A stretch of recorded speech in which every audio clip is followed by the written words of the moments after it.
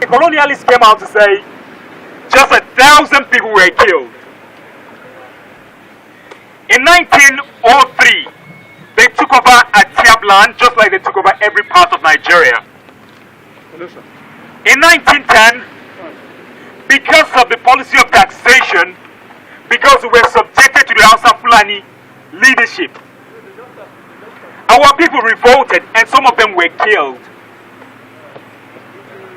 Moving to 1946, just after the Second World War, there was another uprising. 1956, 1987, 89, 1992, and down to the Sharia crisis when they wanted to Islamize the whole of Kaduna State. And our people said no. The point is, we are unfortunate to find ourselves in an environment that is so hostile to us. Very hostile. We are fed up. We are tired. We cannot keep quiet anymore. We cannot. We cannot keep quiet anymore. There are pictures, there are videos, there are evidences about people getting killed every day. And what do we have? They come out to say it's banditry. Do we have bandits in Southern Kaduna? No! Do we have bandits in Southern Kaduna? No! Do we have criminals? No! We are one of the most peaceful people you can ever come across. Yes. We are law-abiding. If you doubt me, go to the internet right now. Try to find out if you ever see up to 10 people, criminals from Southern Kaduna. If you are fortunate to find yourself in Southern Kaduna, midnight, you go to anywhere, hold your phone, and do whatever it is, and then you get back to your destination, safe and sound, without anyone harassing you. Say it louder. We are the most hospitable people you can ever come across. Yes. But we've been over-abused, and we're saying enough is enough. Enough is enough. Yes. Our government is not helping issues. I think someone said something about if insurgency lasts more than 24 hours, the government has a hand in it. Yes. This morning, we started this protest, organizing this protest day before yesterday. It's supposed to happen in Kaduna, Abuja, and Lagos. This morning, the Kaduna boys were arrested for a peaceful sit-out. For what? For what? I'm talking to you now.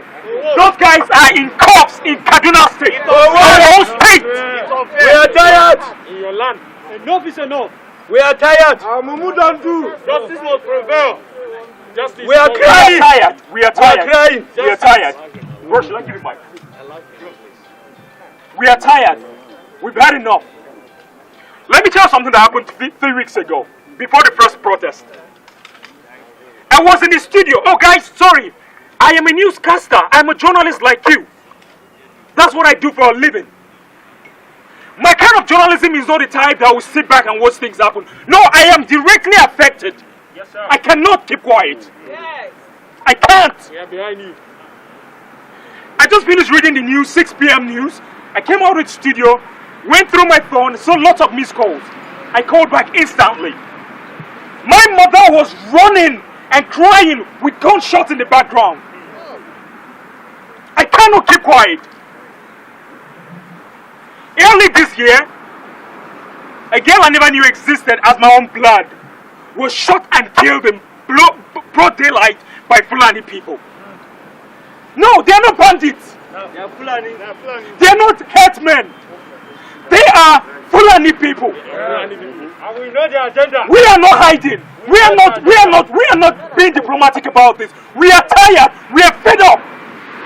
Every day keep killing our people. We cannot keep quiet. How long? My brother died in 2008, my immediate elder brother. Last year, December, I found out that my brother had a daughter. I was happy about it. I wanted to meet Bridget. Bridget was in the market in Goragan. She was shot and killed by Fulani people in broad daylight. Enough! We will never leave our land. I cannot keep quiet. I've had enough. The oppression is too much. Never give land to them. If you are from Southern Kaduna, if you go to school in APU, you will see the humiliation. Most of our people are clerical staff. Go to Kaduna State and see what our people are going through. I cannot keep quiet. I've had enough. I've had enough of it. Our government is not helping issues.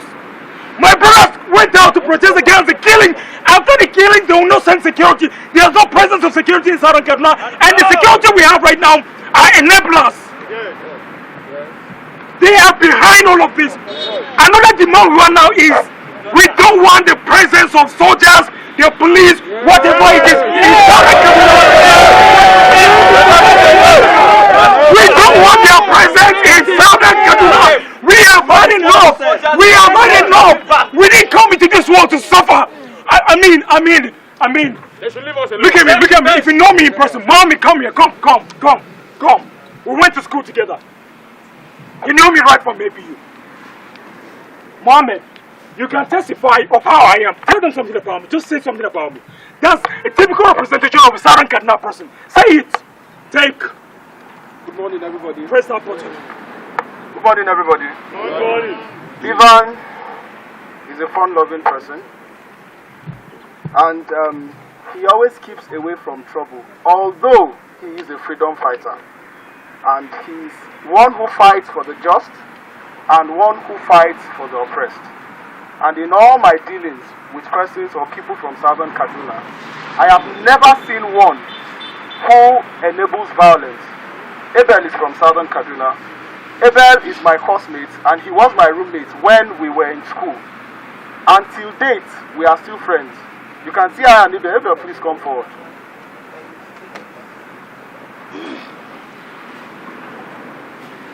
We went to school together. This is the definition of a Southern Kaduna man. And this is the definition of another Southern Kaduna man. In my life, and you can take it on record, in my life, I have never encountered a Southern Kaduna man who is not a lover of peace, who is not a fighter for the just, and who is not a fighter for the oppressed. In my life, I have never come across one. And the both of them is a definition. All of them here is a representation that what is going on in Southern Kaduna is too much. 27 persons dead is not a joke. And the government is keeping quiet about it. Thank you, Mohammed. Guess what? We are not fighting against Muslims. He's a Muslim. He just said it now. We are not fighting against Muslims. No. But there are people whose scripts have been written for them for centuries and they are following those scripts. Let me tell you something else. Since Erufai came into power, there's not a single development in Southern Kaduna. The roads we have in Southern Kaduna were built by McCarthy down to Yakoa. Not a single project in Southern Kaduna. The only project we have are mass burials.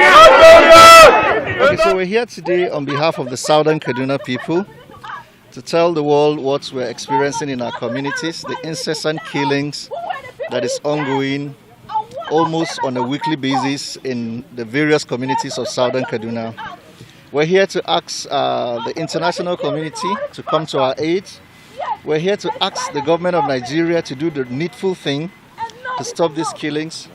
We're here to ask His Excellency the Governor of Kaduna State to put aside every form of affiliations and rise to the occasions to ensure that these killings come to an end in Southern Kaduna.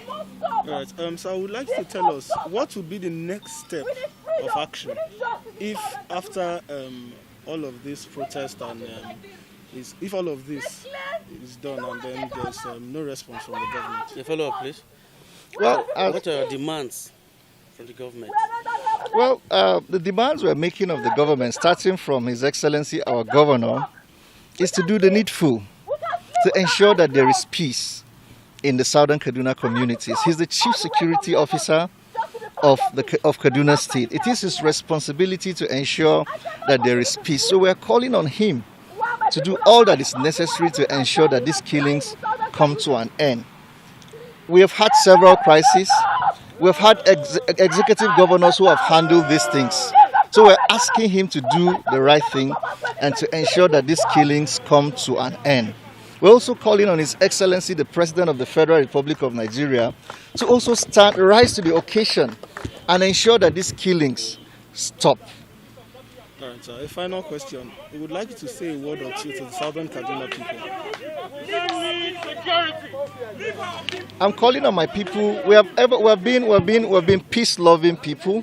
We've been law-abiding people, and I'm still calling on them to be peace-loving and to be law-abiding. That's what I'm calling on them to do. In as much as we have a government in place, we're asking the government to do the needful thing. But let's not take laws into our hands. But we must sit and be watchful. We must sit and be watchful. As a people, we must sit and be watchful. Yeah, it's been a challenging time for the Southern Kaduna. It's quite worrisome that there have been continuous killing in Southern Kaduna. My cousin, who I call him my cousin, but he's actually my uncle, but he's like we're age mates, was killed few months ago in Madakia, Masirga. Now, I've been in Lagos, I've been seeing pictures, I've been communicating with my people. It's horrible. And just recently, 33 people were killed. I'm sure the media is aware of that. We saw how Jewel Amadi's father was killed too. And 20 houses were burnt. Our people are in refugee camps. They can't go to their houses. They can't live in the comfort of their homes. It's quite disheartening that we have no government. What is your demands? Our demands are straight. We want to break away from Kaduna State. We want to break away because this thing keeps continuing. It's devastating. It's continuously. And since the government can't protect us, let them free us from that land. We saw where McCarthy, when he was in government, when there was issue of Sharia law, he applied wisdom by saying the northern part of Kaduna should exercise Sharia law, while that of the southern Kaduna should be free from Sharia law. That's wisdom from a government that understands humanity. But in this case, the government is taking sides, so we don't even know where we belong. And looking at the fact that at this moment, the government in southern Kaduna is being ruled by a Muslim government, thereby rendering our people helpless. We have no representation from southern Kaduna. Yes. So thereby we demand that we break away from southern Kaduna, and we are being allowed to control ourselves and to select leaders that can stand for us. Well, actually, we are not new to what is happening. We are not new to the happenings in southern Kaduna. The genocide has been happening, it has been real, it has been unabated. I mean, it is highly coordinated, so to say. Now, we only have, first and foremost, we have one demand. And the demand is this. This security in southern Kaduna should be withdrawn with immediate effect, especially the army. They should please be withdrawn. Because we cannot have army on ground under a rigidly imposed curfew, and then our people being killed on daily basis. That is not accepted. It is never accepted and will not take it. The army should please be withdrawn. Please and please. That is prayer number one. Because we believe that this curfew is meant to give to pave a way for these herders coming to kill us. I mean, it's uncalled for. Between Kaura Masara and Krum Masara and where these military are, it's less than 2 minutes. And then how did these invaders came past all these checkpoints, past the military, and then kill people for more than 4 hours without any intervention? That is uncalled for. So the prayer number one is this. The military should be withdrawn. Prayer number two is this. Agree with Southern Kaduna today, it can be somewhere tomorrow. And the South should come collectively and say no to this genocide going on in Southern Kaduna. It is Southern Kaduna today. Tomorrow it might be South. It might be Southern Nigeria. So please, we are calling on Nigerians, irrespective of tribe, religion, or whatsoever, to come together. Let's fight this menace. It is actually out of hand. It is actually out of hand. Totally. We are calling on the international community to please, as a matter of urgency, intervene in Southern Kaduna issue. There has never been issue from the state government. Even after 33 people were killed the day before yesterday, there has never been issued by the federal government. That is uncalled for. The responsibility of every government is to protect lives and properties. That is the primary responsibility of every government, protection of life and property. Now, in the event that government cannot protect us, we have no option to defend ourselves. And we can only do that when this army are being withdrawn. Few days ago, youths went to farm. 4 youths went to farm just to go and farm. Now, those youths were being arrested and taken to Kaduna. They are still in detention up to now. That is not good. That is not proper. That is the height of impunity. Because ordinarily, you cannot just arrest somebody who went to farm. He's not carrying any knife. He's not carrying anything. So enough is enough. The Southern Kaduna youth should know that the army are not there to protect them, but they are there as collaborators. And they should do everything possible to defend themselves. Thank you very much. This is there's curfew since right from the coronavirus in the month of March and early April. The people don't go to the farm. Southern Kaduna people survive on their own. They survive on their own. They are self-sufficient. They are just farmers, nothing more. That's what they do to survive. Now, what do we want? We're in Abuja. Let everybody see what is happening in Southern Kaduna. Hear our voices. Come to our help. Our government cannot help. The international community is there. The media, if he cannot handle the situation, he should resign. Or they should divide Kaduna State. Divide it. We are good enough. We have 67 different tribes in Southern Kaduna. We can take care of ourselves. We can survive. We don't have the presence of governance. We can survive on our own. Get rid of all these people. Let me step in here because I've been doing a follow-up on you. Because I'm Kaduna babe. Okay. I want to ask this question. It's a long overdue issue. Yeah. Right from I grew up there, so I know the issue. So all these things have been going on over and over. It's just as if we are just recycling everything. We are recycling it. It's the same thing. The government an ultimatum. That's what I just want to know. I am not. I don't have the power to give them an ultimatum, but one thing is sure. Because this protest is not the first one. That's why I say I am not giving them an ultimatum, but one thing is certain. If they don't call their people to order, our people will be forced to react. They will react like the Niger Delta people. We can do and undo. Our people are strong enough to do a lot of things. But the fact that we are peace-loving and we keep quiet doesn't mean that we are stupid or something. It's Christianity that's holding us back. Go back our history and find out about our people. It's just that they tweak our history. They make it look like we don't know all these things. So if they don't call their people to order, and then we'll be forced to react. And then they should remove the soldiers from there. We want to be able to defend ourselves very well. I want to ask that question again. The last time you said your people, while defending themselves, they were arrested. Yes, this morning. Did you do a follow-up on that? They're still locked up.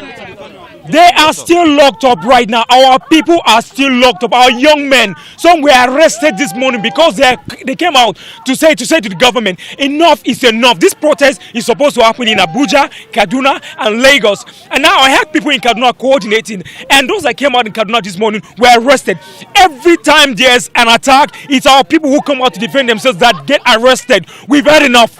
So you think divide it.